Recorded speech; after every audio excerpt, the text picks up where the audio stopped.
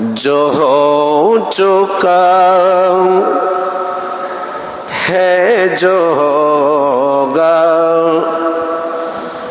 हुजूर जानते हैं। तेरी अता से खुदाया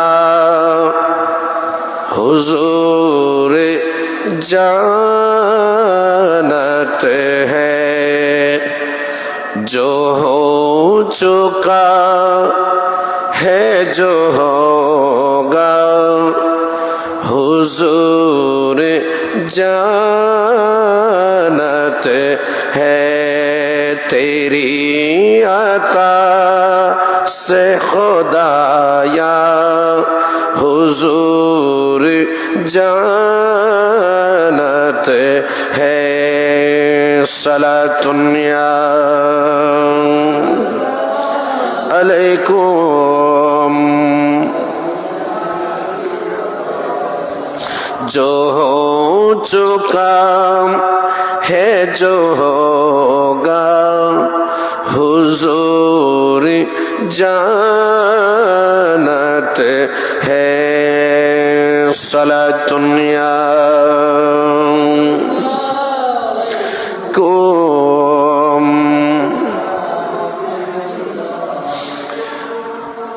पवित्र कलामे मजीद फुरकान हामिद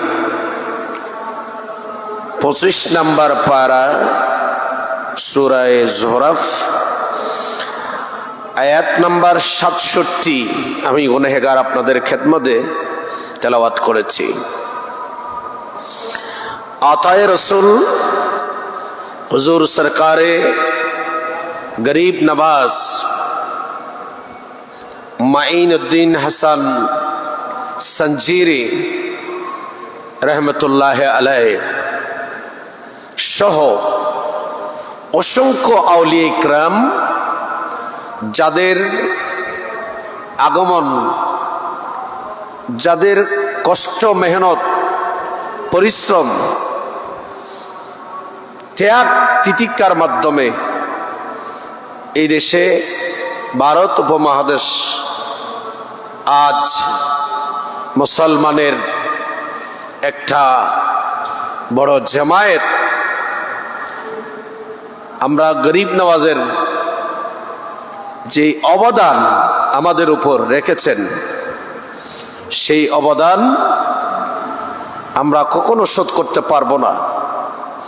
হাদিসে কোরআনে পাকের মধ্যে আছে, সূরা আর রহমান শরীফে, হাল জাযাউল ইহসানি ইল্লাল ইহসান। ইহসান যখন কেহ আপনাকে করবে তখন এই এহসানের বদলায় এহসান হয়।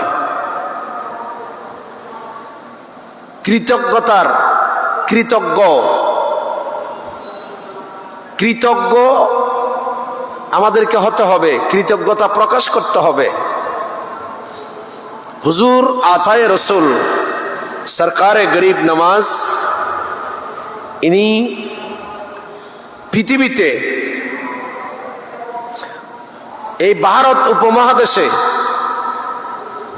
ওনার ইসলাম প্রচারের যেই ভূমিকা, এটা কোরআন এবং সুন্নাহ আমরা যখন দেখি তখন এটা স্পষ্ট আমাদের সামনে কোরআন সুন্নাহর আলোকে একেবারে দ্বিপ্রহরের ন্যায় স্পষ্ট হয়ে যায়। উনি গিয়েছিলেন হারুনাবাদ, নিজের পীরে মুর্শিদ, ওখান থেকে নিজের আপন পীরের সাথে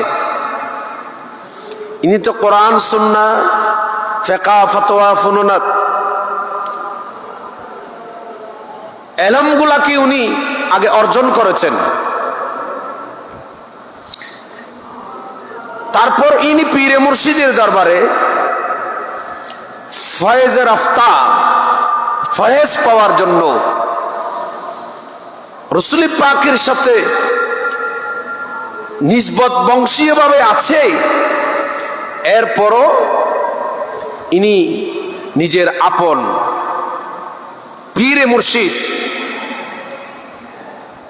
খাজা ওসমান হারুনি রাদিয়াল্লাহু তাআলা আনহুকে সাথে নিয়ে আল্লাহর ঘরের মেহমান হলেন, হজ্জে বাইতুল্লাহ আদায় করলেন, হজের আরকান আহকাম,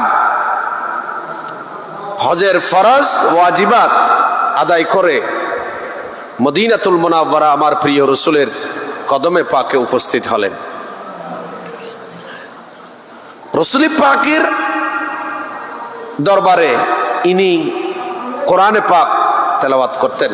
কোরআনে পাক, কারণ আমার গরিব নওয়াজ কোরআনে হাফেজ ছিলেন, কোরআনে হাফেজ ছিলেন, কোরআনে পাকের হাফেজ ছিলেন।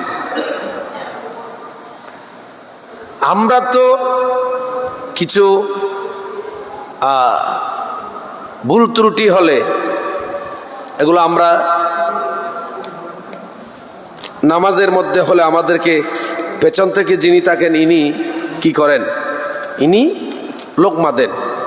পেছন থেকে যিনি থাকেন ইনি আমাদেরকে লোকমা দিয়ে বলেন যে এই আয়াতটা কি হয়ে যাচ্ছে, হ্যাঁ আয়াতটা আপনি ভুলে যাচ্ছেন, পেছন থেকে একজন স্মরণ করে দেয়।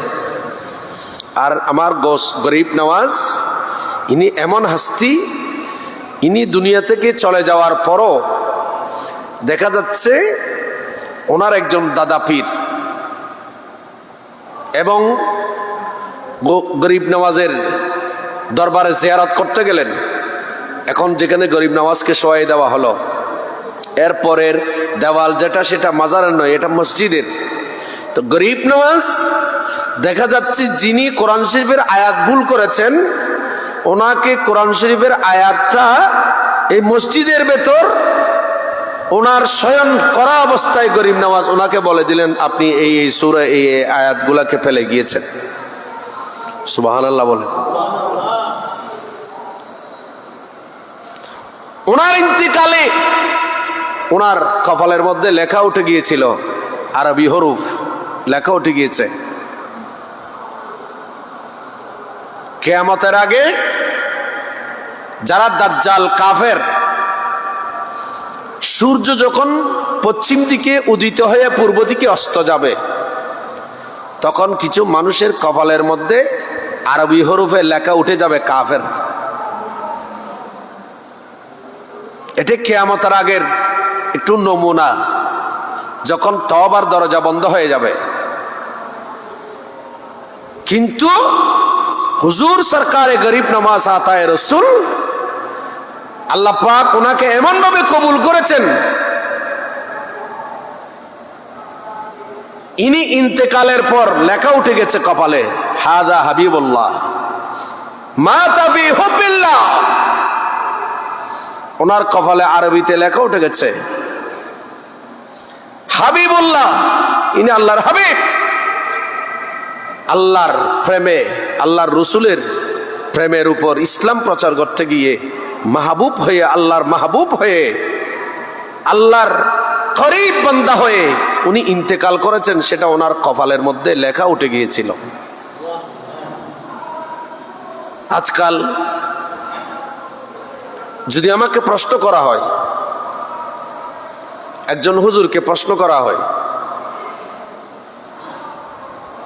একজন ইসলামিক দার্শনিককে, স্কলারকে যদি প্রশ্ন করা হয় আপনি কয়জন জীবনে মুসলমান বানাতে পেরেছেন,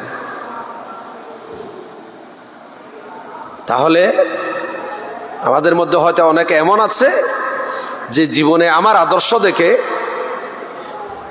আমার আপনার আদর্শ দেখে আমি আপনি একজন বিধর্মীকে ধর্মে আনতে পেরেছি, এরকম বলতে পারবে সংখ্যক মানুষ কম। হুজুর সরকারে গরিব নওয়াজ আল্লাহ পাক ওনাকে এই জায়গায় পাঠিয়েছেন ব্যবসা করার জন্য নয়। হুজুর গরিব নওয়াজকে আল্লাহর পক্ষ থেকে আল্লাহর রসুল এখানে ভারত উপমহাদেশে পাঠিয়েছেন বাণিজ্য করার জন্য নয়, ব্যবসা করার জন্য নয়, দুনিয়ার কোনো নিজস্ব ইজম প্রচার করার জন্য নয়, আল্লাহ এবং আল্লাহর রসুলের সঠিক দিন ধর্মকে প্রচার করার জন্য হুজুর গরিব নওয়াজকে এই ভারত উপমহাদেশে প্রেরণ করেছেন। ঠিক তাই ইনি সে দায়িত্ব পালনও করেছেন। ওনার ইন্তেকালে 90 লক্ষ মুসলমান, কয় লক্ষ? 90 লক্ষ মুসলমান। আমরা তো 90 জন না, একজনও মুসলমান বানাতে পারছি কিনা। আরো বরঞ্চ আমাদের বর্তমান যুগের মুসলমান আমরা যারা, আমাদের খাসলত, অভ্যাস, আমাদের নীতি, আমাদের ব্যক্তিগত, সামাজিক এবং রাষ্ট্রনীতি, আমাদের এগুলো দেখলে অনেক সময় অনেক নিজেদের মধ্যে অনেক মুসলমানও আমরা অন্য পর মুসলমানের খাসলত, এই আদত অভ্যাসগুলা দেখে তার হাসলত তাকে গিনে করতে হয়, ঠিক না? দেখেন, আতায়ে রসুল হুজুর সরকারি গরিব নওয়াজ রাদিয়াল্লাহু তাআলা আনহু, উনি গরিবের প্রতি, ধর্মের প্রতি, ধর্মকে কেমন করে মানুষের হৃদয়ের মধ্যে ইনি ধর্মের প্রচার চালিয়েছেন। কোন মানুষকে হুজুর গরিব নওয়াজ কোন মানুষকে তরবারি মেরে, তরবারি দিয়ে আঘাত করে, কোন মানুষকে জবরদস্ত করে মুসলমান বানান নাই। ইনি আমার রসুলের, আমার নবীর আদর্শকে প্রচারের মাধ্যমে নবীর আদর্শ দেখালেন। আর বিধর্মীরা মুসলমানদের আদত অভ্যাস গরিব নওয়াজের এগুলা দেখে বিধর্মী ধর্মের মধ্যে আসতে বাধ্য হয়েছে।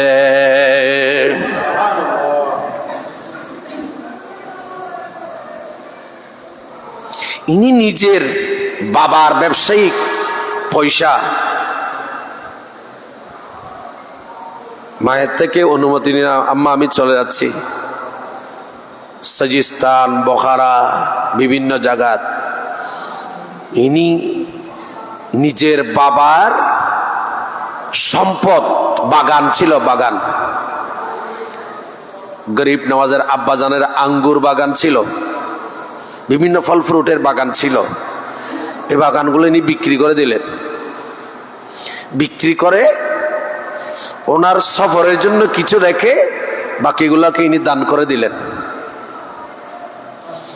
ওখান থেকে বের হয়ে ইনি যখন আমার রসুলের নির্দেশে, ইজাহাব ইলাল হিন্দ ইন্নী জাআলতুকা সুলতানান ইলাল হিন্দ, আমার রসুল বলেছেন, হে হাসান মঈনুদ্দিন, যাও তুমি মদিনা শরীফে, এখানে ইসলামের দাওয়াত, তৌহিদ রিসালাতের দাওয়াত এখানে এসেছে, পড়েছে, যাও তুমি হিন্দুস্তানে যাও।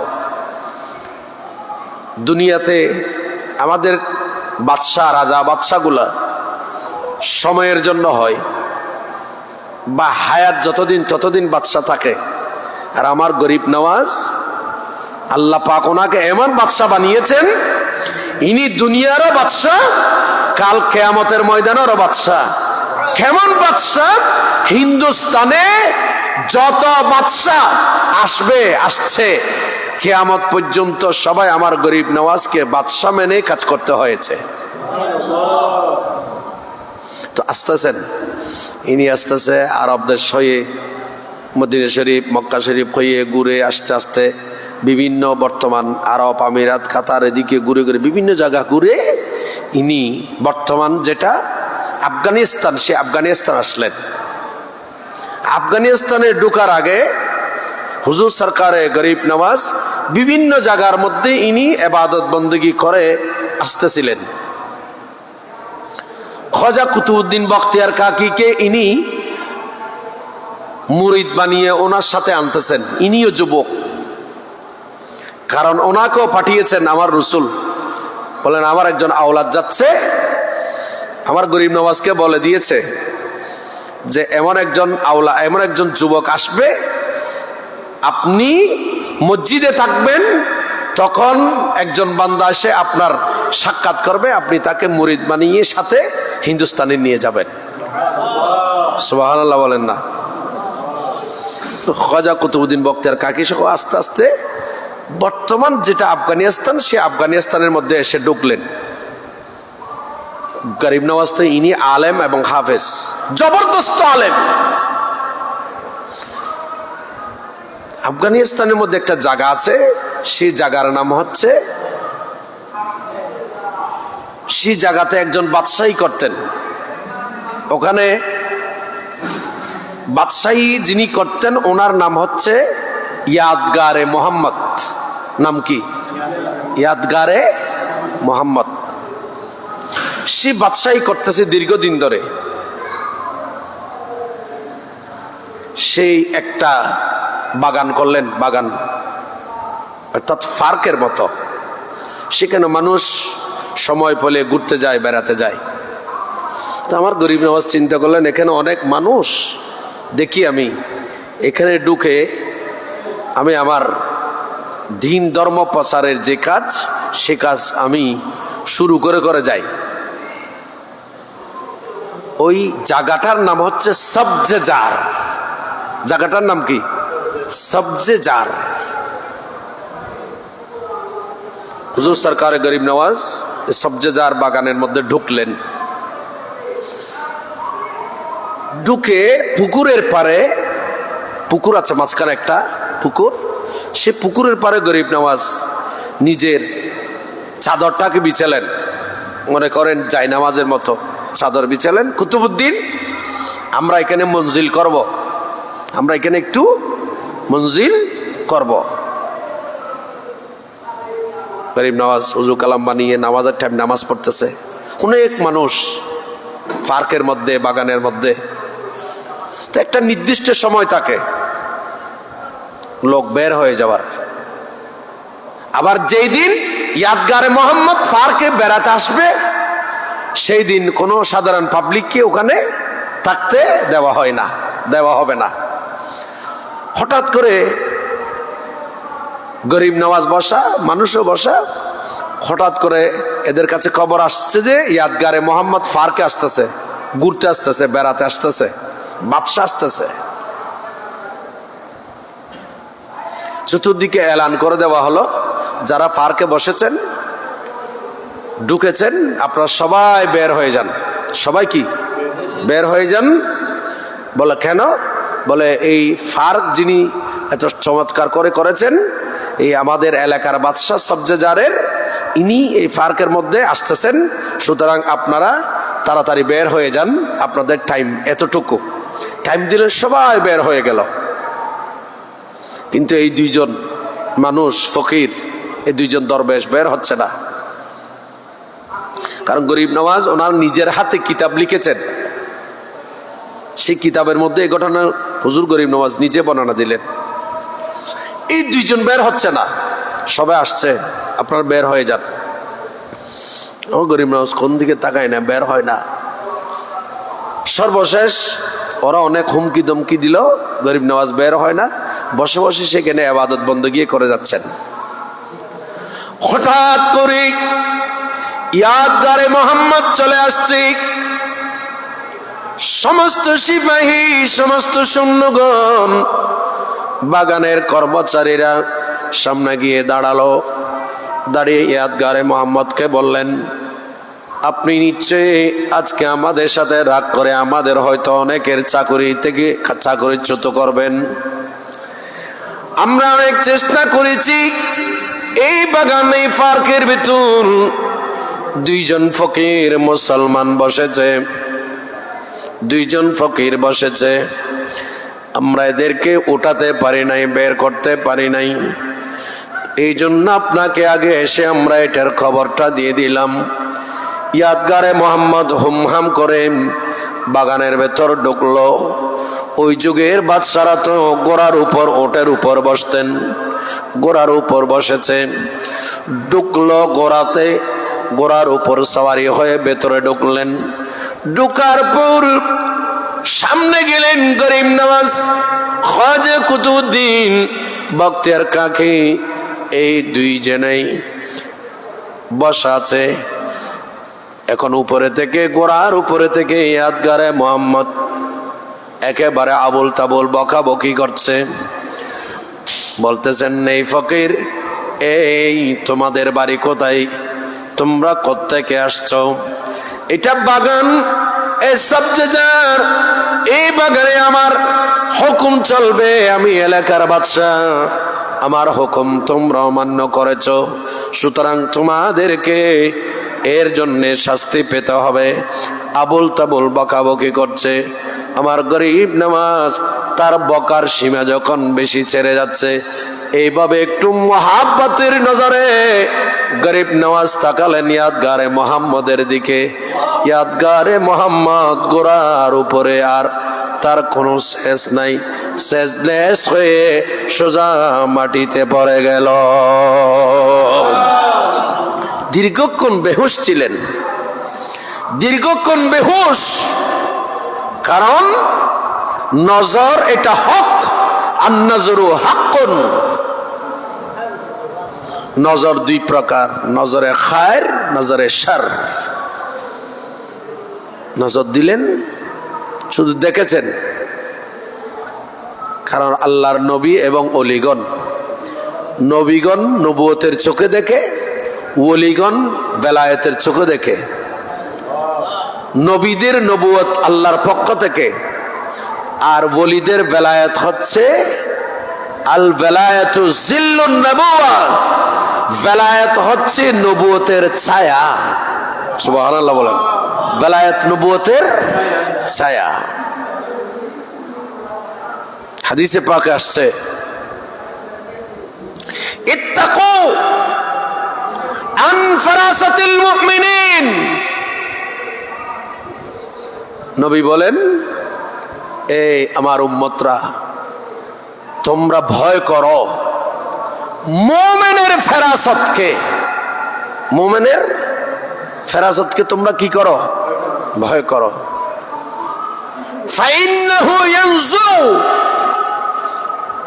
নিশ্চয়ই তারা নজর দেয় বেনূরিল্লাহ, এটা তাদের চোখ নয়, আল্লাহর কুদরতের চোখ। ওলিদের থাকানো, ওলিদের দেখা, এটা বলির নজর নয়, এটা আল্লাহ পাকের কুদরতের নূরের নজর। বলো হুজুর প্রমাণ কি? তাহলে দেখেন, হাদিসে পাক আসছে, আপনাদের খেদমতে আমি উপস্থাপন করছি। আল্লাহ পাক আমাদেরকে বোঝার তৌফিক দান করুন। এই হাদিস বুখারী শরীফ, বুখারী শরীফ জিলদে সানি কিতাবুর রেকাক, জিলদে সানি কিতাবুর রেকাক, পৃষ্ঠা নাম্বার হচ্ছে 963। কি বলছেন দেখেন, ওয়ান নবী হুরায়রা রাদিয়াল্লাহু তাআলা আনহু قال قال رسول الله صلى الله تعالى عليه وسلم। আমার নবী হাদিসে পাকের মধ্যে কত সুন্দর এলান দিলেন, কত সুন্দর বর্ণনা দিলেন।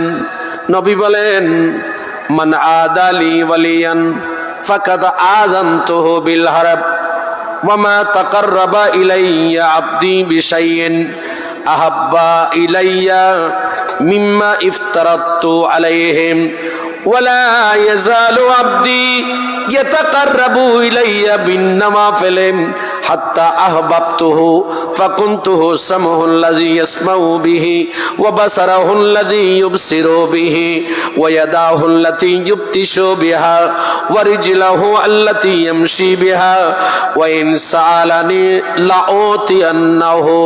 চিৎকার দিয়ে বলুন হযরত আবু হুরায়রা বলেন, আল্লাহর ওলির সাথে মান আদালি ওয়ালিয়ান, যারা ওলির সাথে আদাওয়াতি দুশমনী রাখবে, দয়াল নবী বলেন, ফাকাত আযানতুহু বিল হারব, ওলির সাথে বিদ্বেষ রাখা, দুশমনী রাখা, ওলির সাথে বেয়াদবি করা মানে আল্লাহর সাথে যুদ্ধ করার সমান। কার সাথে? আল্লাহর সাথে। কি করা? আচ্ছা, আল্লাহর সাথে যুদ্ধ করে কেহ পারবে? এই তো আমরা দেখতেছি গত কয়েকদিন আগুন জ্বলতেছে আমেরিকায়, শত শত একর, হাজারো একর মাটি, বিল্ডিং, পাহাড় সব জ্বলতেছে। কেন জ্বলতেছে? কেনই আগুন জ্বলে আমেরিকায়? এগুলাকে একটু, সবগুলাকে একটু এক জায়গায় এনে সাবস্টেন্স যদি দেখতে চান, তাহলে এটা আল্লাহ পাকের কুদরতের মায়ের। কারণ এই আমেরিকা, এই কমবক্ত জালিম, সে আমার নবী রসুলদের যে বাসস্থান, যেই শহরে শত শত নবী রসুল পৃথিবীতে আসছে, যে ফিলিস্তিনে আমাদের মুসলমানদের প্রথম কেবলা, সেই কেবলার উপর আক্রমণ করে হাজার হাজার নয়, অর্ধ লক্ষ ইতিমধ্যে শহীদ হয়ে কবরে চলে গেছে। আল্লাহ মালুম, আল্লাহ মালুম, আর কত লক্ষ হিসাব ছাড়া কবরে চলে গেছে, শহীদ হয়েছে। কারণ এদের মধ্যে অনেকে নবী রসুলগণের বংশ ছিল। ঠিক না বেটি? কুদরতের আগুন জ্বলতেছে। আল্লাহ বলেন, তুই উপরে মারবি আমার বান্দাদের, আর আমি আল্লাহ গজব এমনি দেব, চাইলে নিচ দিক থেকে আগুন জ্বালাতে পারে আল্লাহ। কথা বলেন ঠিক কিনা? কারণ এটা হাদিসে পাক আসছে।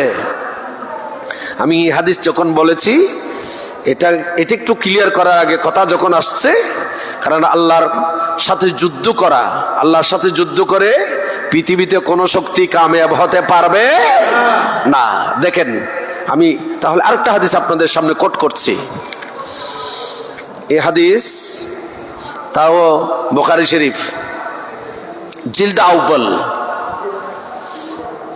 যেটা তেলাওয়াত করেছি সেটা জিলদে সানি, অর্থাৎ বুখারী শরীফ দুইটা পাঠ। প্রথম পাঠে 15 পারা, আর বাংলা না। অনেকে আমাদের সামনে এসে বলে, হুজুর আমি বুখারী শরীফ পড়ছি। তো এটা বাংলা বুখারী শরীফ না। মূল বুখারী শরীফ দিলে আপনি বলবেন যে হুজুর এটা কি দিছেন আমাকে, এখানে কোনো জের জবর নাই। মূল বুখারী শরীফ আপনি পড়া সম্ভব না, অনেক আলেমও পড়তে পারবে না। আরবি গ্রামার জানা না থাকলে ওখানে কোনো জের জবর দেওয়া নাই। এটা আরবি গ্রামারে পারদর্শী হতে হবে, সে কামিল পাস হতে হবে। কি পাস? কামিল পাস, দাখিল, আলিম, ফাজিল, কামিল হাদিস, তাকে কামিল হাদিস পাস করতে হবে। কামিল হাদিস পাস না করলে, আবার অনেকে আছে কামিল হাদিস প্রাইভেটে দিয়েছে, বুখারী শরীফের সাথে সম্পর্ক নাই, গাইডের সাথে সম্পর্ক, এরকম লক্ষ আলেম ঘুরে করতেছে, দেখতেছি আমরা। বুখারী শরীফ মানে বাংলা না, কয়েকটা বাংলা বুখারী পড়ে তো এখন বড় বড় লেকচার দেয়, বুঝেন না? অনেক ডাক্তারও এখন ওয়াইজ করে, অনেক বুখারী শরীফ বাংলা পড়ে। এটা আপনিও পড়তে পারবেন, এটা আপনিও পারবেন। বাংলা যেগুলো আছে সেগুলো স্টাডি করলে আপনিও পারবেন। কারণ ইসলামী ফাউন্ডেশন থেকে বুখারী শরীফ বাংলা হয়েছে। মুসলিম, তিরমিজি, আবু দাউদ, নাসাই, ইবনে মাজাহ এগুলো বাংলায় করা হয়েছে। এগুলো পড়লে এগুলো দিয়ে ওয়াইজ আপনিও করতে পারবেন। ওয়াইজ করা বড় কঠিন না, সামনে কিতাব দিলে কিতাব থেকে মশালা মশাইল বের করা, পড়তে পারা, জের জবর ছাড়া, এইটা হচ্ছে সবচাইতে বড় বাহাদুরি। এগুলাই আলেম। দেখেন, আমি এখানে নোট করছি যে আমার এখানেও জের জবর নাই, খুব খেয়াল করেন। এ হাদিস বুখারী জিলদে, আগেরটা বলেছি জিলদে সানি, এটা তরজমাতের দিকে যায় নাই। দেখেন, এটা হচ্ছে তাও বুখারী শরীফ জিলদে আউয়াল, প্রথম যে জিলদে সেখানে 15 পারা, দ্বিতীয় যেটা সেটা তো 15 পারা।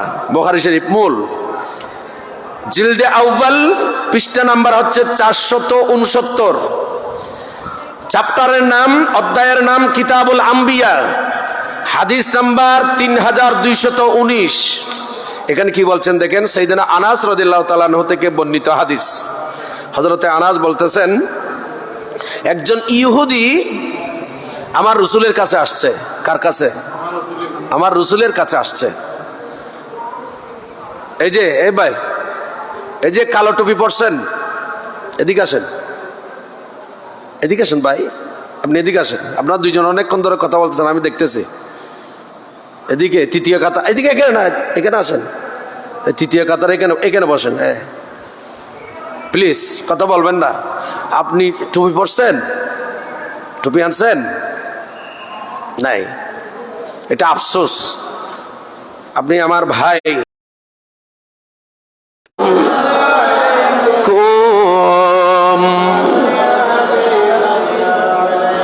খুব মনোযোগ। হযরত আনাস রাদিয়াল্লাহু তাআলা আনহু বলেন, আব্দুল্লাহ বিন সালাম একজন ইহুদিদের বড় আলেম ছিল,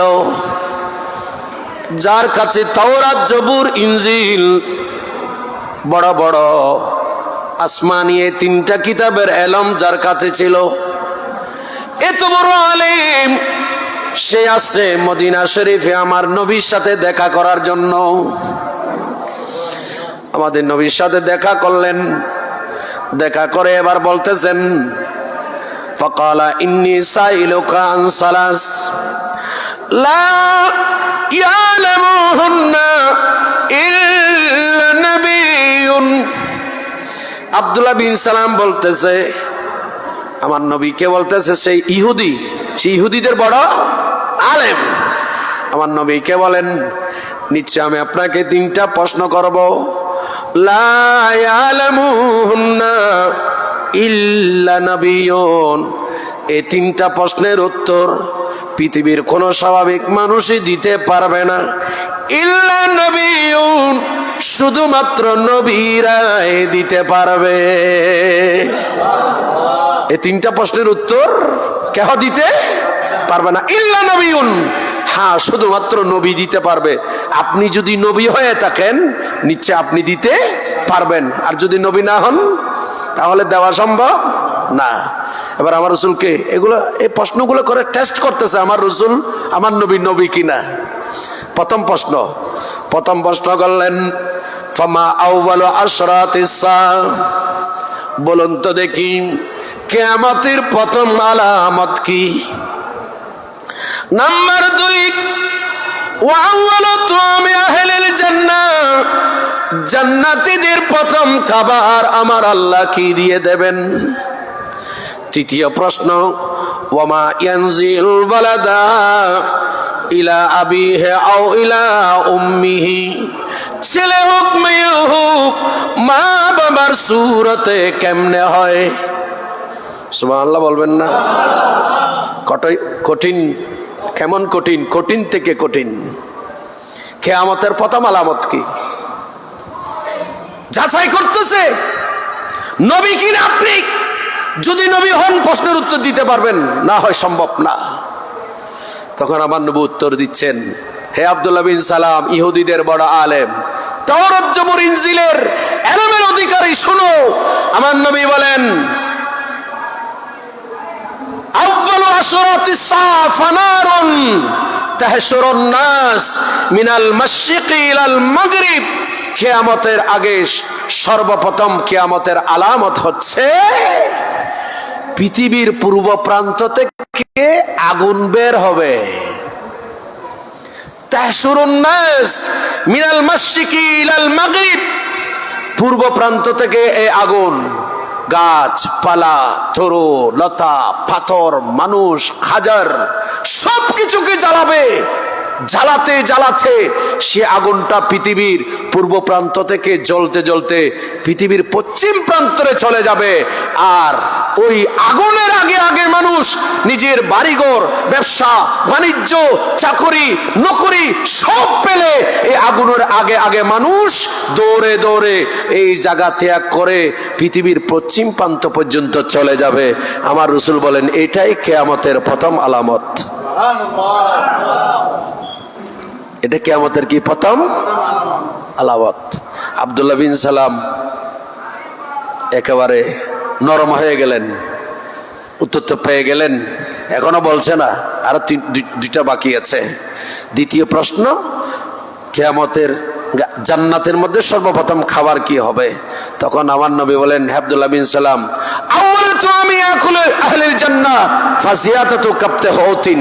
জান্নাতীদের সর্বপ্রথম খাবার কখন কিয়ামত হবে, মানুষ জান্নাতে যাবে, হাজারো লক্ষ কোটি করোড়ো করোড়ো করোড়ো করোড়ো, কখন এগুলো হবে আল্লাহ রাসূলুহু আলামু।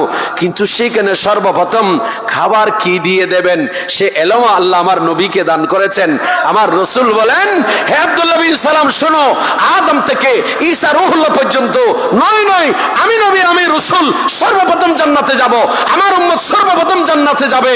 এই জান্নাতীদেরকে কি খাবার দেবেন সর্বপ্রথম? সেটা হচ্ছে মাছের কলিজা। সেটা কি? এটা অনেক লম্বা ইতিহাস। আচ্ছা, তৃতীয় প্রশ্ন, ছেলে মেয়ে মা বাবার সুরতে কেমনে হয়? তখন আমার নবী বলে, আব্দুল্লাহ বিন সালাম শুনো, বাচ্চা দাঁড়িতে রেহেমে মায়ের জরায়ুতে, সেখানে বাবা একজনের থেকে এক্স, আরেকজনের থেকে ওয়াই, একজনের থেকে শুক্রাণু, আরেকজনের থেকে ডিম্বাণু, শুক্রাণু ডিম্বাণু যদি বাবারটা প্রাধান্য পায় তাহলে ছেলে মেয়ে বাবার সুরতে হয়, মায়েরটা যদি প্রাধান্য হয় ছেলে মেয়ে মায়ের সুরতে হয়। এই প্রশ্নের উত্তর দিতে দেরি আব্দুল্লাহ বিন সালাম আর এক সেকেন্ডও দেরি করে নাই, তাড়াতাড়ি কলমা পড়ে আমার রসুলের উম্মত হয়ে গেলেন। আমার নবীর অদৃশ্যের জ্ঞান, এই প্রশ্নের উত্তর দেখে বিধর্মী তওরাত জবর ইনজিলের হাফেজ, এত বড় জ্ঞানী, সেই আমার নবীর কলমা পড়ে মুসলমান হয়েছে।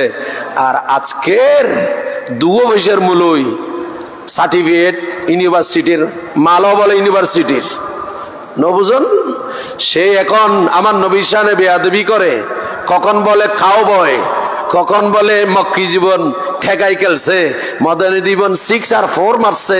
আচ্ছা, এই সমস্ত কোরআন সুন্নাহ বিরোধী খেলার সাথে নবীর ইসলাম প্রসারের সাথে তুলনা করলে তার কি ঈমান থাকে?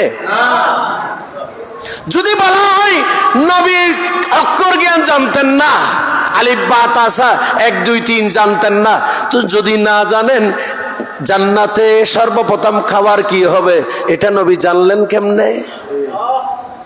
কিয়ামতের প্রথম আলামত কি এটা নবী জানলেন কেমনে? কোরআনে আল্লাহ বলছেন আর রহমান আল্লামাল কোরআন। আচ্ছা, আপনারা আমাকে বলেন, এই যে আয়াতে সূরা রহমানের শুরুতে আর রহমান আল্লামাল কোরআন, এই কোরআনকে আমার নবীকে শিক্ষা দিয়েছেন কে? একটু বড় করে বলেন। আচ্ছা, কোরআনে নাই এমন কোন জ্ঞান আছে? তো আল্লাহ যদি কোরআনের এলম নবীকে দেয়, তাহলে আপনি কে? নবী যে এটা জানে ওটা জানে না, এটা জানে ওটা জানে, আপনি সব জানেন? নবী জানে কি জানে না এই কথা উত্তর দাও। আল্লাহ আগে বলেন নবীর কাছে কোরআনের জ্ঞান আছে কিনা সেটা আগে স্বীকার করো। যদি সেটা স্বীকার করো তাহলে আর বাহিরে ময়দানে গিয়ে নবী আলিফ বা তাসা জানতেন না এই কথা বলা মানে কুফরি বাক্য, ঠিক কিনা? বড় করে বলে।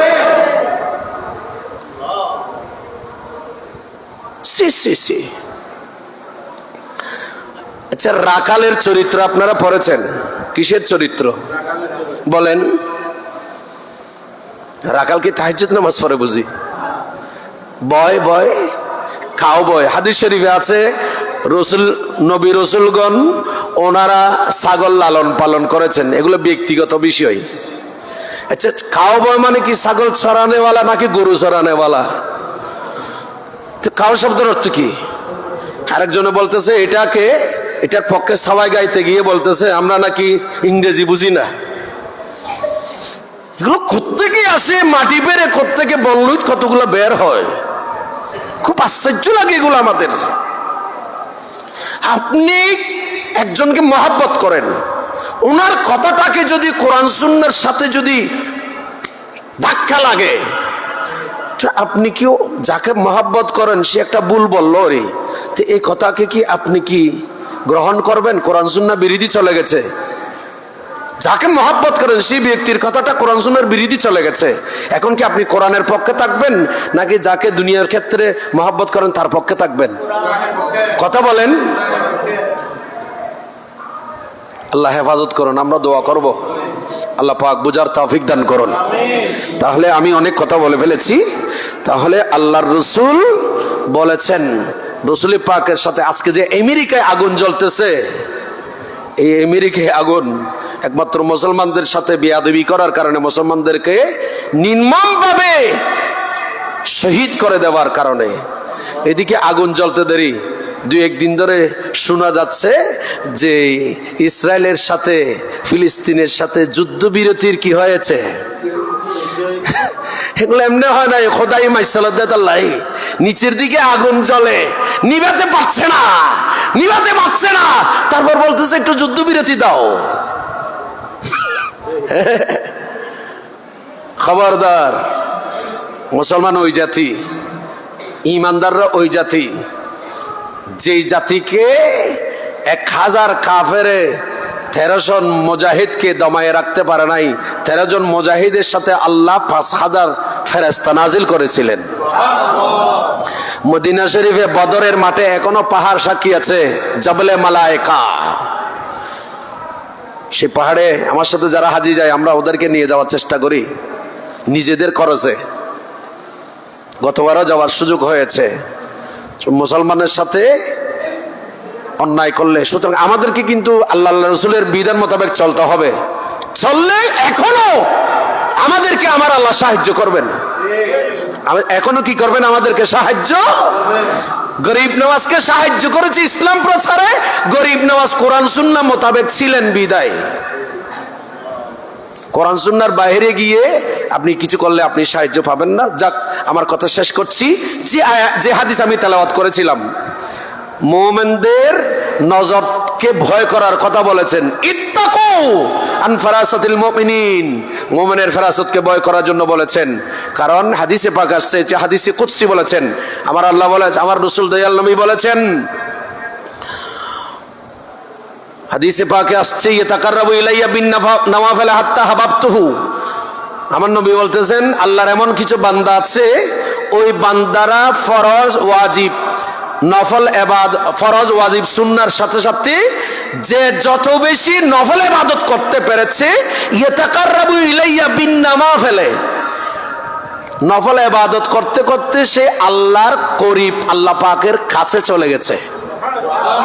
তো যে বান্দা বন্দনীরা নাফলা ইবাদতের মাধ্যমে আল্লাহ পর্যন্ত পৌঁছে যায়, হাত্তা আহবাবতুহু, ওই বান্দাগুলাকে আমার আল্লাহ ভালোবেসে পেলেন। একটু বড় করে সুবহানাল্লাহ বলেন না। আমরা তো সবাই আল্লাহকে ভালোবাসি।